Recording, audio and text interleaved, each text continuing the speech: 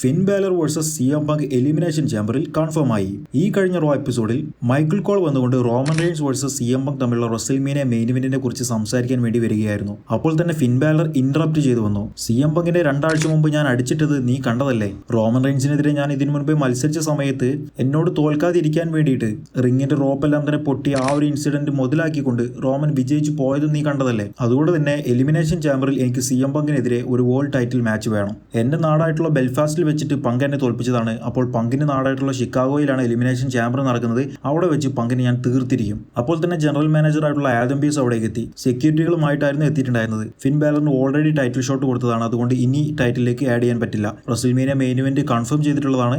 അതുകൊണ്ട് നല്ലതുപോലെ ഇറങ്ങിക്കോ, അല്ല എന്നുണ്ടെങ്കിൽ ഞങ്ങൾക്ക് ബലം പ്രയോഗിക്കേണ്ടി വരും. അപ്പോൾ തന്നെ സിഎം പങ്ക് അവിടേക്ക് എത്തി. പങ്ക് വരുന്നത് കണ്ടപ്പോൾ ഫിൻ ബാലർ കമന്ററി ടേബിളിന്റെ അവിടേക്ക് മാറുകയുണ്ടായി. സെക്യൂരിറ്റികൾ ഇവർക്ക് രണ്ടുപേർക്കും നടുക്ക് നിന്നു. ഫിൻ ബാലറിന് ഒരിക്കലും ഒരു ടൈറ്റിൽ ഷോട്ട് ഡിസർവ് ചെയ്യുന്നില്ല.